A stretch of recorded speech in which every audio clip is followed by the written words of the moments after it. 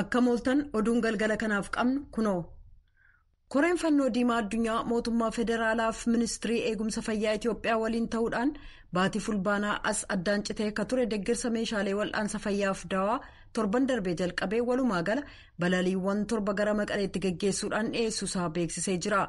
Dubbiimaan koree kanaa Faatimaa Saakoor raadiyoo sagalee Ameerikaaf akka ibsanitti dhiyeessii kana kan itti fufan ta'uu isaaniif filmaata geejjiba lafoos gargaaramuudhaan qaamotii walitti bu'an lamaan waliin marii geggeessaa jiraachuu isaanii dubbataniiru. Naannoo Amaaraaf Affaar keessattis deeggarsa gochuu isaaniif miidhaan hagamee akka ga'e tilmaamaa jiraachuullee dubbatanii jiran. Koreen fannoo diimaaf ministiriin eegumsa fayyaa deeggarsi isaan godhan kun bakka duwwaa uumame kan dhiphisu ta'uu dubbiimtuun kun dubbataniiru jechuudhaan Addis Chakkol gabaaseera. Afrikaa dhiyaa kutaa Giinii Bisaa'oo keessatti kibxata kaleessaa naannoo masaraa mootummaa dhukaasi guddaan dhagahamee jira. ECOWAS kun yaalii fonqolcha mootummaatii ittiin jechuun balaaleffateera. Innaa dhukaasi sun dhagahame jeneraalli waraanaa duraanii pireezidaanti Umaaroo Chisoko Embadaloo walga'ii kaabinee geggeessaa akka turantu gabaasame. Maddeen magaalaa galma mootummaa Bisaa'oo keessaa akka jedhanitti namoota meeshaalee gurguddaa hidhatantu biilsa sana marsan. Reuters akka gabaasetti namoonni lakkoofsi isaanii hin beekamne yoo madaa'an 2 immoo ajjeefamaniiru.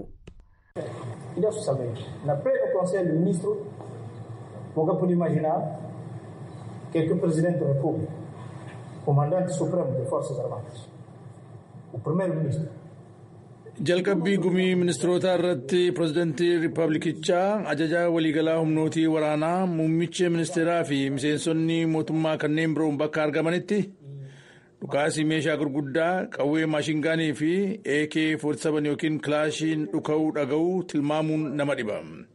Ajajaa waraanaa waliigalaa miliqsuudhaaf dhukaasi sun sa'aatiilee 5 gaggeeffamee jira. Uummati akkasitti haala jiru hin hubanne tasgabbaa'ee jira. Humnoonni ittisa riippaabilikichaa fi humnootiin naga eegumsaa hojii hamminaa fi ulee hamminaa dimookiraasii keenya irratti darbatame dhaabsisuu danda'aniiru. Oduun kun yoo mirkanaa'e dhiyaa Afrikaa keessatti yeroo torban tokko keessatti fonqolchi mootummaa yeroo lammaffaa geggeessamuu isaati. Pireezidaantiin Burkinaa Faasoo Rood Kaaboree amajjii 23 waraana biyyattiin aangoo irraa fonqolchaman. Dubbiimaan muummicha barreessaa tokkummaa mootummootaa kan Antooniyoo Guutarees oduu lola hamaa Bisaa'oo keessaa dhagahame hedduu kan isaan yaaddesse ta'uusaaf lolli geggeessamaa jiru battala dhaabatee waaltaalee dimookiraatawaa biyyattiif kabajaa guutuun akka kennamu gaafataniiru. Giiniif Maalii keessaas aangawoonni waraanaa waggaa darbe aangoo qabataniiru. Mooraa baqattoota riippaabilikii dimookiraatawaa Koongoo gama bahaa jiru irratti roobii har'aa ganama haleellaa milishoonni raawwataniin yoo xiqqaate namoonni 60 ta'an ajjeefamuu hoogganaan garee gargaarsa namoomaa kan naannoo sanaaf kanneen ijaan argan dubbataniiru. Maddeen lamaan Rooyitersiif akka himanitti milishoota walta'iinsa misooma Koongoo jechuun of waaman kan Kodeekoo jedhamantu haleellaa mooraa Saavoo kan Konyaa Ituurii keessaaf itti gaafatamoodha. Loltoonni Kodeekoo waggoota dhiyoo as Ituurii keessaa siviilota 100 lakkaa'aman yoo ajjeesan kanneen 1000 lakkaa'aman immoo qeerra baqachiisaniiru jechuudhaan tokkummaan mootummootaa beeksiseera. Haleellaan dhiyeenyaas buqqaatota irratti kan xiyyeeffate ture. Jiraataa mooraa sanaa akka ta'an Lakaanaa Baaleeluusaa akka jedhanitti jalqaba sireerra utuun jiruun boo'icha dhaga'ee achiin baqadhe ibiddaaf namoota gargaarsaaf iyyatanan arge jedhanii ennaadhuma sana milishoonni Kodeekoo qe'ee keenya weeraruu isaaniin hubadhe jedhaniiru. Mooraa Saavoo keessa namoonni 4,000 ta'an kan keessa jiraatan ta'uu tokkummaan mootummootaa beeksiseera. Dubbiimaan mootummaas dhimma kanarratti ibsa kennuuf battala argamuu hin dandeenye. Kan hordofaa jirtan sagalee Ameerikaa sagantaa afaan Oromooti. Muummichi ministeeraa Biriteen Booris Joonsan rakkoo daangaa Raashaa fi Yuukireen ilaalchisee jiru furuuf ammayyuu malli dippiloomaasummaa akka jiru nan amana erga jedhanii guyyaa tokko booda roobii har'aa hoogganaa Raashaa Vilaadimir Puutiin waliin bilbilaan mari'atanii jiran. Joonsan kibxata kaleessaa magaalaa galma mootummaa Yuukireen Kiiviin ennaa daawwatanitti Raashaan loltoota ishee 100,000 naannoo daangaatti walitti qabuun tarii jireenya keenya keessatti jibbiinsa Yuukireeniif jiru isa guddaan jiraachuu mul'isa jedhan. Joonsan Yuukireen mirga hiree ofii murteeffachuu qabdu ka deeggaran ta'uu ibsanii yoo Raashaan Yuukireeniin weerarte michoonni gama dhiyaa uggurarra kaa'uuf qophaa'uun jibba Raashaaf jiru mul'isuu utuu hin taane deeggarsa Yuukireeniif jiru mul'isuudha jedhan. Joonsan akka jedhanitti Raashaan boodatti deebite daandii dippiloomaasummaa hordofuun baay'ee barbaachisaadha. Sun immoo amma ni danda'ama jedheen amana jedhaniiru.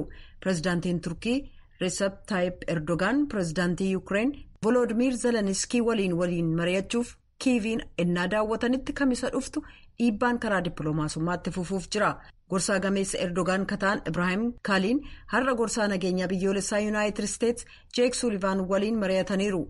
Ibsi dhaabbata nageenya biyyoolessaa Ameerikaa biraa ba'e lamaanuu madda dippiloomaasummaa itti fufiinsa qabu kan fedhaniif haleellaa itti dabalaa Raashaan Yuukireen irratti ooftu dura dhaabbachuuf gamtaan yaalii godhaniif cicha qabaachuu isaanii cimsanii yaadachiisaniiru. Waraanni Yuunaayitid Isteets haleellaan misaayilaa riphxee loltoota Huuttii kanneen Yemen keessaatiin irratti raawwataa innaa jiru kanatti tokkummaa Emireetota Arabaa gargaaruuf jecha meeshaa misaayila mancaasuuf jeettiiwwan waraanaa gamasitti ergaa jirti. Ministiriin ittisaa Yuunaayitid Isteets Lloyd Austin sochii kana kaleessa dhaaltuu gonfoo Abudaabii Mohammed bin Zayed Al Nahiyaan waliin mari'ataniiru. Ibsi Pentaagoon biraa ba'e meeshaan misaayila mancaasu humna galaanaa waliin ta'uudhaan Abudaabii utuu hin gahin dura wal ta'uudhaan akka hojjetu ibsee jira. Ministirichitti dabaluudhaan yaaddoo amma jiru ittisuuf jeettiiwwan waraanaa bobbaasuuf murteessuu isaaniif Yuunaayitid Isteets tokkummaa Emireetota Arabaa waliin michummaa tarsiimoo yeroo dheeraa qabaachuu see agarsiisuuf jechuudhaan Mohammed bin Zayediif ibsaniiru. Haleellaan riphxee loltootaa kan amajjii 17 hojjettoota alaa kanneen keellaa boba'aa Abudaabii keessaa galaafatee jira. Torban tokko boodas humnoonni tokkummaa Emireetota Arabaaf kan Yuunaayitid Isteets misaayila Huuttii 2 mancaasanii jiru. Oduun galgala kanaaf qabnu kanuma. Hordoftoota keenya guyyaan har'aa roobii eeguraan ala 2 bara 2022 akka lakkoofsa Itoophiyaatti immoo amajjii 25 bara 2014 as Yuunaayitid Isteets keessatti jiini kun ji'a seenaa saba gurraachaa keessatti sabni gurraachaa keessatti yaadatamudha. Ji'a kana keessatti namootaan qabsoo mirgoota saba gurraachaatii fi wareegama taasisanii lubbuu isaanii kaffalan akkasumas immoo seenaan saba gurraachaa ji'a itti yaadatamudha. Kuni gurruma simbuusuudhaaf jenneetti amma gara qophii keenyatti aanutti darbina. Koomishiniin mirga namoomaa Itoophiyaa ji'a muddee darbe keessa naannoo Oromiyaa godina Shawaa Bahaa aanaa Fantaallee keessatti ajjeechaa abbootiin gadaa irratti raawwatame kan raawwatanii hidhattoota yookaan humna mootummaatii jedheera. Sahaay Daamxoo ibsa koomishinichi baase irratti gabaasa qabdi kanatti aanee dhiyaata. Koomishiniin mirga namoomaa Itoophiyaa ibsa baaseen naannoo Oromiyaa godina Shawaa Bahaa aanaa Fantaalleetti sadaasa 22 bara 2014 miseensonni gadaa michillee abbootii gadaa karrayyuu osoo ardaa jilaarra jiranii haleellaa irra gaheen lubbuun namootaa darbuu fi qaamni miidhamuu eeruun koomishinii kanaaf qaqqabeeraa jira. Bu'uura kanaan koomishiniin kun garee dhimma kana qoratu muddee 7 bobbaasee hanga muddee 12 bara 2014 qaamaan bakkichatti argamuudhaan qorannoo gaggeesseen namoota miidhamanii lubbuudhaan hafan namoota yeroo rakkoon kun uumamu bakkicha jiran maatii namoota ajjeefamanii fi qaamolee mootummaa dhimmi ilaallatu dubbisuudhaan qorannoo gaggeesseeraa jira ibsi koomishinichaa. Bu'uuruma qorannoo kanaatiin sadaasa 21 bara 2014 hojiidhaaf gara aanaa Fantaallee gandoota garaagaraa kan deeman guyyaa naannoo sa'aatii 8 gara magaalaa Matahaaraatti deebi'aa kan turan miseensota humna nageenyaa mootummaa irratti aanaa Fantaallee ganda Qarsaa Haroo jedhamu bakka addaa Iftuu jedhamutti humnoota hidhatan eenyummaan isaanii hin beekamneen haleellaan raawwatamee miseensonni poolisii 11 kan du'anii fi 17 kan ta'an ammoo madaa'uun beekameeraa jira. Gabaasni koomishinii mirga namoomaa Itoophiyaa sadaasa 22 bara 2014 tilmaamaan guyyaa naannoo sa'aatii 6 shakkamtoota haleellaa kana raawwatan barbaachuudhaaf aanaa Fantaallee ganda Xuxxitti bakka addaa Didditti Kaarraa jedhamu naannawaa jireenyaa miseensota jilaa fi miseensota gadaa michillee abbootii gadaa karrayyuu kan ga'e humni nageenyaa mootummaa miseensota jilaa 39 to'annoo jala oolchuu namoonni bakka san turan ibsaniiru jedha ibsi koomishinii kanaa. Koomishinichi amajjii 25 bara 2014 gabaasa baaseen miseensonni gadaa michillee abbootii gadaa karrayyuu humnoota nageenyaa mootummaatiin to'ataman keessaa 16 gara bosona cebii aanolee jedhamutti fudhatamuudhaan namoonni 14 rasaasaan rukutamanii ajjeefamuu ibsee jira. Gabaasni koomishinichi baase akka ifoomseetti abbaa gadaa karrayyuu Kadir Hawaasin dabalatee Odaa Carcar, Boruu Fantaallee, Fantaallee Boruu, Qumbii Gurraachaa yookaan Qaalluu, Boruu Fantaallee, Bulaa Fantaallee, Roobaa Hawaas, Boruu Godaanaa, Jiloo Dida'oo, Bulaa Fantaallee, Bulgaa Bori'uu, Jiloo Didoo fi Boruu Jiloo dabalatee miseensonni gadaa michillee abbootii gadaa karrayyuu 14 rasaasaan rukutamanii kan ajjeefaman yoo ta'u namoonni 2 gara bosonaatti fiiguun miliquu isaanii ragaaleen koomishinichaaf ibsaniiru jira. Ibsi koomishinii kanaa reenfa namoota ajjeefamanii kana kaasuudhaaf gara bakka ajjeechaan kun itti raawwatameetti namoota namoota imalan reenfa abbootii gadaa kanneen akka isaan lafaan kaasne poolisoonni bakka sana turan dhorkuudhaan reenfi sa'aatii hedduu lafarra turuusaatiin reenfi namoota hedduu dhodho'ee kaan ammoo bineensaa nyaatamuusaa namoonni reenfa kana kaasanii awwaalan ibsaniiru jira. Ibsi koomishinii kanaa dabalataan reenfi isaanii karaa duubaatiin mudhii fi buqqeen sammuu isaanii rasaasaan rukutamee akka ajjeefame kan mul'isu mallattoo qabaachuu ragooleen ibsaniiru jechuun gabaasicha keessatti eereera. Koomishiniin kun miseensota jilaa guyyaa sana humnoota nageenyaa mootummaatiin fudhataman keessaa 23 eessa buuteen isaanii osoo hin beekamne torbee 2 turuu kan ibse koomishiniin kun miseensota kanneen keessaa Jiloo Boruu kan jedhaman du'anii reenfi isaanii buufata humna addaa Oromiyaa magaalaa Moojootti argamu keessaa maatiidhaaf kennameeraa jira. Ibsi koomishinii mirga namoomaa Itoophiyaatiin bahe kun buqqeen mataa reenfa miseensa jilaa Jiloo Boruu kun kan rukutame buruqe ta'uu kutaaleen qaama isaanii bakka garaagaraa irratti ammoo madaa fi mallattoon rukuttaa hedduu jiraachuu miseensa maatii keessaa kan reenfa fuudhanii awwaalan koomishinichaaf ibsaniiru jechuun koomishiniin mirga namoomaa Itoophiyaa ifoomseera. Miseensonni jilaa lubbuun hafanii fi mana hidhaa turan turtii torbaan muraasaan booda hiikamuu isaaniis eeree jira. Koomishiniin mirga namoomaa Itoophiyaa qorannoodhaan ragaalee walitti qabee fi xiinxaleen miseensonni gadaa michillee abbootii gadaa karrayyuu 14/22/2014 miseensota humna nageenyaa mootummaa to'annoo jala erga oolaniin booda humnaan gara bosonaatti bakka humni nageenyaa fi qaamoleen bulchiinsa naanna'ichaa jiranitti haala sukkanneessaadhaan rasaasaan rukutamanii kan ajjeefaman ta'uu fi ajjeechaan raawwatame seeraan ala ta'uu raawwiin ajjeechaa kanaa qabatamaadhaan dhugaa ta'ee argeeraa jechuudhaan ibsee jira. Koomishinarri koomishinii mirga namoomaa Itoophiyaa Dr. Daani'el Baqqalee gama isaaniitiin yakka ajjeechaa miseensota gadaa michillee abbootii gadaa karrayyuu irratti raawwatame kan raawwate kan raawwachiise ajajicha kan dabarse seeraan akka gaafataman akkasumas yakka ajjeechaa miseensota poolisii fi miidhaa qaamaa miseensota kanneen irratti qaqqabe qaamni qaqqabsiise seeraan akka itti gaafatamuuf qorannoon yakkaa sirnaawaan taasifamuu akka qabu koomishiniin ni ibsaa jedhani. Dhugummaa dhimmichaa ibsuudhaan Dr. Daani'el olaantummaa seeraa kabachiisuun haqa barbaaduun namoota miidhamaniif deeggarsa barbaachisaa gochuun nageenya hawaasichaa bakka itti deebisuun dirqamaa jechuudhaan eeraniiru jechuun koomishiniin mirga namoomaa Itoophiyaa ibsee jira. Ibsa koomishinii mirga namoomaa Itoophiyaa baase kanarratti deebii akka kennaniif koomishinii poolisii Oromiyaa, biiroo haqaa Oromiyaa, biiroo dhimmoota kominikeeshinii mootummaa naannoo Oromiyaa fi biiroo nageenyaa Oromiyaa irraa deebii argachuudhaaf yaaliin taasisne har'aaf hin milkoofne.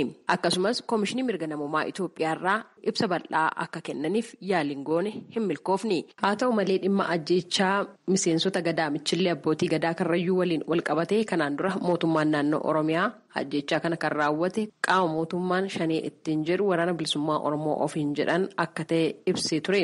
Bulchiinsi godina Shawaa Bahaas hidhattoota mootummaan shanee ittiin jedhu waraana bilisummaa Oromoo ofiin jedhan jechuudhaan raadiyoo sagalee Ameerikaaf ibsee tureera. Gabaasa sagalee Ameerikaatiif Tsahaay Daamxoo Finfinneerra.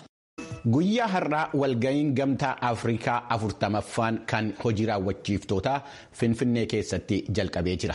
Ministeeronni dhimma alaa biyyoottan gamtaa Afrikaa walga'ii kanarratti argamuudhaaf gara Finfinneetti galaa jiru.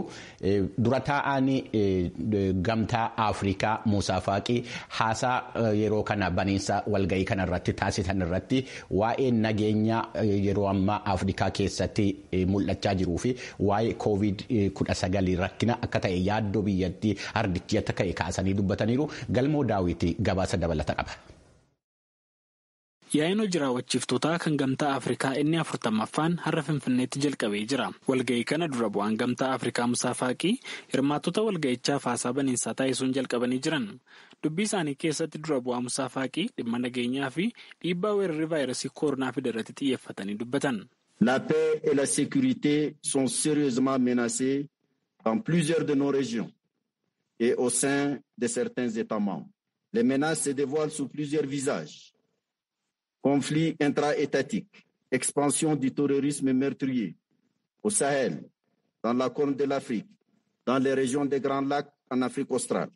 Akkas jedhu Muusaa Faaqii rakkoon nageenyaa Afrikaa bakka hedduutti mul'ataa jira. Bakkaa bakkatti sadarkaa adda addaan mul'atu kaan biyyootuma keessatti kaan ammoo daangaa darbanii deemanis ni jiru. Rakkoowwan kun jeequmsa siyaasaa, Fonqolcha mootummaa naannoo Saahel jeequmsa gaanfaa fi kibba Afrikaa mul'atu kun hunduu rakkoo dhabamuu bulchiinsa gaariitii jechuun himu. Akka Musaa Faaqee jedhanitti rakkoon gama siyaasaa fi nageenyaan Afrikaa keessatti mul'ataa jiru kuni namoonni hedduun akka harka gargaarsaatti kufan taasisee jedhan. Itti fufanis weerarri koronaa erga mul'atee as qaala'insi jireenyaa dabaluu fi Afrikaanis dhiibbaa liqaa jalatti kufuu ifoomsan. Talaalliidhaan walqabatees kan duraarra dhiyeessi fooyya'aa jiraachuu himanii ta'us amma Afrikaa keessaa hammi talaalamuu qabu hin talaalamne jedhan. Jaarmaya mootummootaatti hojii gaggeessituun gamtaa diinagdee Afrikaa Veeraa Soongo'ees Afrikaatti jijjiiramni haala qilleensaa yakkii gama intarneetiin raawwatamuu fi hanqinni bulchiinsa gaarii ittuu jeequmsaa fi ka'umsa ta'aa jiru jette. The economic cost of managing the pandemic has been high. Debt to GDP has raised from 40% in 2014 to almost 70% as we speak. Gatii weerara dhukkuba ittisuu amma baay'ee hammaachaa dhufeera. Garaagarummaan guddina dinagdee fi liqii gidduu jiru bara 2014 dhibbentaa 40 kan ture gara dhibbentaa 70tti guddateera. Bara 2014 biyyoonni dhiibbaa liqii jala turan 4dha. Amma garuu 17 gahaniiru. Guddinni dinagdee dhibbentaa 3.9 irra jirus jijjiirama fiduu hin danda'u. Afrikaatti lakkoofsi namoota hanqina midhaan nyaataaf saaxilamanii dabalaa jira. Yeroo ammaas lammiilee Afrikaa 5 keessaa tokko osoo nyaatiin bulaa jira. Soongo'een dhiibbaa kana dandamachuuf mootummoolee fi qaamoleen dhuunfaa waliin hojjechuu qabu erga jetteen booda keessumaa qonna bona dandamatu babal'isuu, humnoota aduu fi qilleensaarraa ifa argaman babal'isuu fi sochii maallaqaa fooyya'aa diriirsuun barbaachisaa ta'uu eerte. Dura bu'aan gamtaa Afrikaa Musaa Faaqis keessumaa fonqolcha mootummaa Afrikaatti madda jeequmsaa ta'aa jiruu fi rakkoon bulchiinsaa bakka bakkatti mul'atu ardicha maqaa yakkaa jira jedhan.